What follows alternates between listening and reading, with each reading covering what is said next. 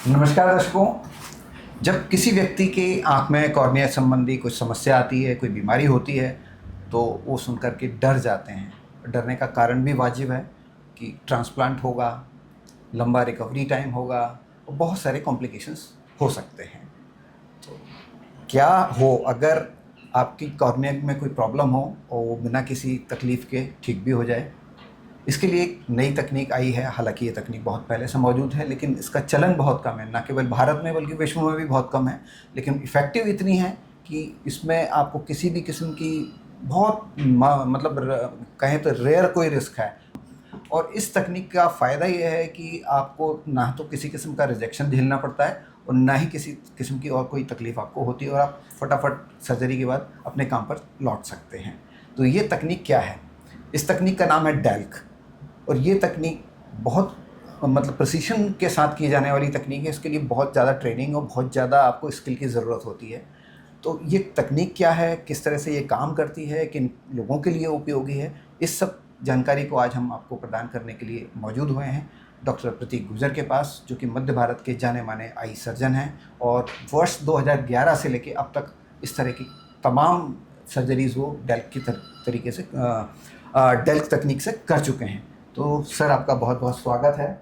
और हम जानना चाहेंगे कि अक्सर जब कॉर्निया की समस्या आती है तो लोग डर जाते हैं और उनको लगता है कि अब क्या होगा। तो ये जो इसको लेकर के डेल्क तकनीक आई हुई है, तो ये डेल्क तकनीक क्या है और ये कैसे काम करती है? जी, DALK technique, DALK stands for deep anterior lamellar keratoplasty, जो एक कॉर्नियल प्रत्यारोपण, नेत्र प्रत्यारोपण की एक टेक्निक है।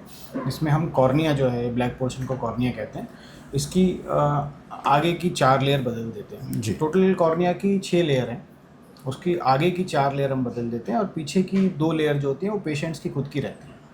तो इसका फ़ायदा ये रहता है कि पेशेंट की बॉडी को पता नहीं चलता कि कॉर्नियल ट्रांसप्लांटेशन हुआ है, तो रिजेक्शन के चांसेस ऑलमोस्ट निल होते हैं। जी। इसलिए ये टेक्निक ज़्यादा बेहतर है। जी। तो ये परंपरागत जो तकनीक हैं सर और जो डेल्क है, इसमें अगर हम मोटे रूप से देखें तो किस तरह का अंतर है? जो परंपरागत तकनीक है वो बेसिकली पेनिट्रेटिंग केरेटोप्लास्टी कहते हैं उसको, जिसमें हम कॉर्निया की 6 लेयर पूरी बदल देते हैं। जी। ये नहीं देखते कि बीमारी कौन सी लेयर में है, जी। पूरी 6 लेयर बदल देते हैं और दूसरे व्यक्ति की दान की हुई आँख से 6 लेयर लगा देते हैं। जी। तो इसमें चूंकि सारी लेयर्स बदल रहे हैं तो बॉडी के रिजेक्शन का चांस, कॉर्निया के रिजेक्शन का चांस जो होता है बहुत ज़्यादा होता है। जी। और उसमें दवाइयाँ भी लंबे समय तक चलानी पड़ती हैं और कॉम्प्लिकेशंस के चांसेस भी ऑपरेशन के दौरान ज़्यादा। जी। किस तरह के कॉम्प्लिकेशंस हो सकते हैं? कॉम्प्लिकेशन देखिए, उसमें हम पूरी 6 लेयर बदल रहे हैं, तो जी। जैसे ही हम कॉर्निया को हटाते हैं तो cornea is expose to the environment, जी। है ना। पूरा जो आई है वो पूरा एक्सपोज हो जाता है, जो उसके इनर कंटेंट है, लेंस है, रेटिना है, ये पूरा एक्सपोज है एनवायरमेंटली। तो इस टेक्निक को हम कहते हैं ओपन स्काई टेक्निक। जी। ढक्कन खुला हुआ है और पूरा आँख खुली हुई है मतलब आपकी। पूरी तरह से आपकी आंखें जो हैं। बिल्कुल बिल्कुल। तो penetrating keratoplasty technique is an open sky technique, जी। जबकि जो डेल्क टेक्निक है ये क्लोज्ड टेक्निक है। तो हम आँख के अंदर एक्चुअली जा ही नहीं रहे हैं, सिर्फ ऊपर से ही चारों लेयर बदलेंगे और उसको नया लेयर रिप्लेस करके बंद कर देंगे। तो इंट्राऑकुलर हम नहीं जाते, एक्स्ट्रा ऑकुलर टेक्निक है। ओके, तो मतलब बाहर सारा काम हो जाता है। से जी। तो डॉक्टर साहब, ये जो तकनीक है इतनी अच्छी है, जिसमें आपने बताया कि रिजेक्शन भी कम है, कम टाइम में आप रिकवरी भी हो जाती है, बाद की दवाइयों से भी आपको बहुत ज़्यादा जूझना नहीं पड़ता, समस्या नहीं होती है। इतनी अच्छी तकनीक होते हुए इसकी पॉपुलैरिटी ना केवल इंडिया में बल्कि वर्ल्ड में भी देख रहे हैं कि कम है। उसका क्या रीज़न और कितने % लोग इसको अपना रहे हैं? जी, इनफैक्ट यूएस में भी टोटल केरेटोप्लास्टी का सिर्फ 1 to 2% ही डेल्क होता है।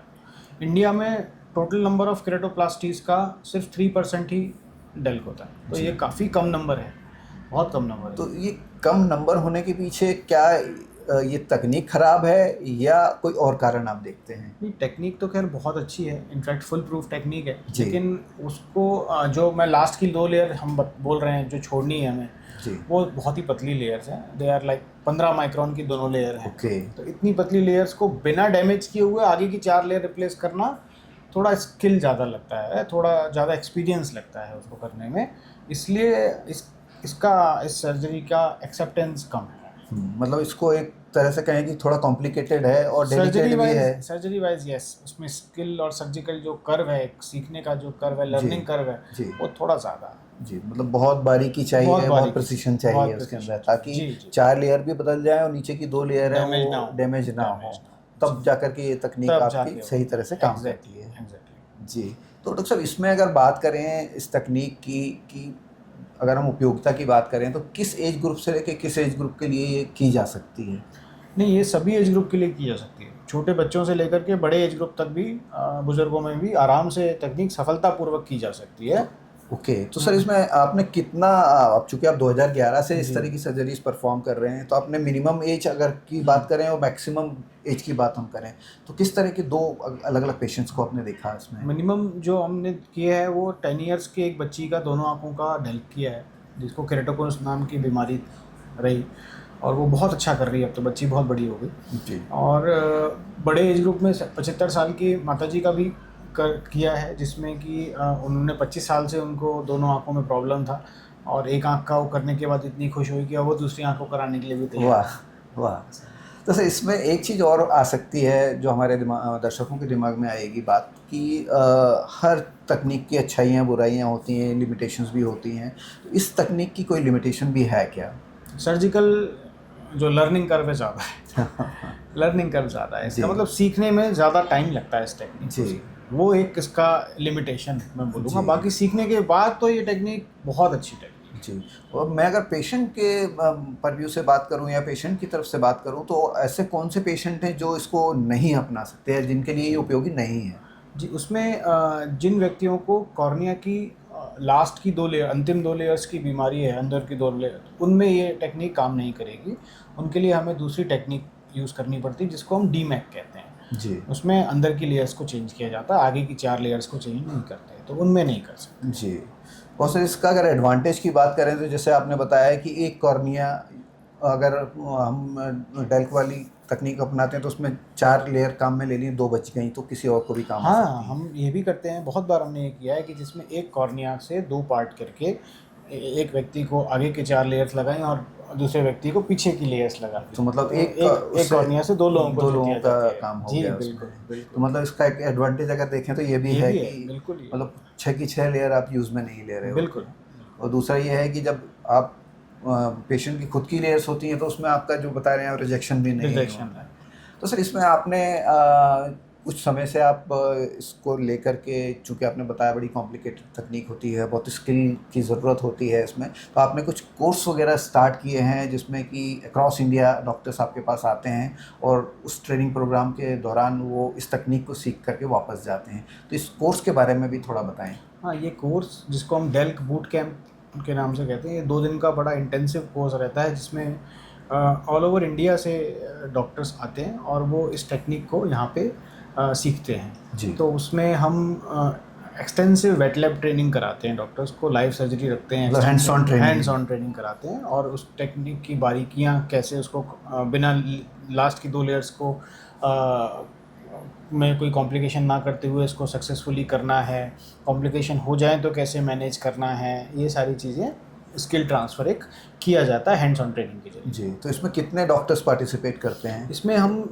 जो हमारा बैच रहता है वो 6 डॉक्टर्स का रहता है, इसलिए कि बिल्कुल 1-on-1 ट्रेनिंग इसमें रिक्वायर्ड है, तो हम उसके ऊपर ज़्यादा डॉक्टर्स नहीं लेते और 2 दिन की ट्रेनिंग रहती है। तो डॉक्टर साहब ये जो प्रोग्राम आप कर रहे हैं तो इसके पीछे थॉट क्या थी, आपने क्यों शुरू किया ये प्रोग्राम? ये जो डेटा हमने देखा कि डेल्क सिर्फ 3% कॉर्नियल सर्जन जो हैं वो कर रहे हैं, टोटल केरेटोप्लास्टी का सिर्फ 3% ही डेल्क हो रहा है, तो ये बहुत ही कम है, जबकि इतनी अच्छी टेक्निक है, इसको ज़्यादा लोग अपनाएंगे तो अल्टीमेटली पेशेंट्स को बहुत फ़ायदा मिलेगा, तो इसलिए ये मुझे लगा कि इसको बाकी लोगों को भी इसको स्किल को ट्रांसफ़र करना चाहिए। जी।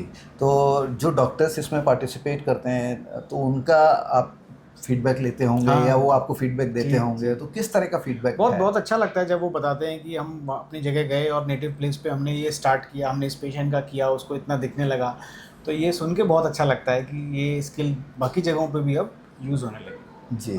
तो इसके ओवरऑल आप इस प्रोग्राम को और आगे कितना बढ़ाने का सोच रहे हैं? जी, अभी हमने ये हमारा 3 सेशंस हम कर चुके हैं और हम इसको एवरी 6 मंथ्स करते हैं। जी।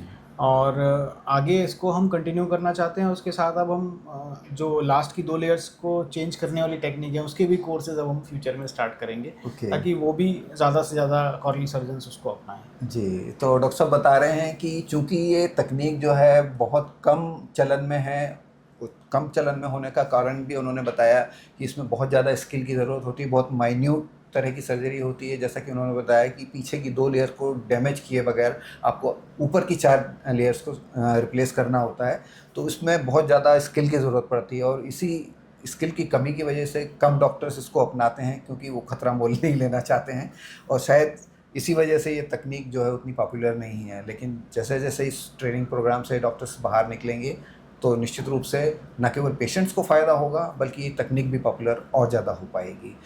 तो आज के एपिसोड में बस इतना ही। अगर आपकी आंखों से जुड़ी हुई कोई क्वेरी हो, कोई प्रश्न हो, तो आप हमारे कमेंट बॉक्स में लिख के भेज सकते हैं। हम अगली मुलाकात में डॉक्टर साहब से आपके प्रश्नों के उत्तर लेने की कोशिश करेंगे। तब तक के लिए अपनी आंखों का ध्यान रखिए, स्वस्थ रहिए, मस्त रहिए। धन्यवाद।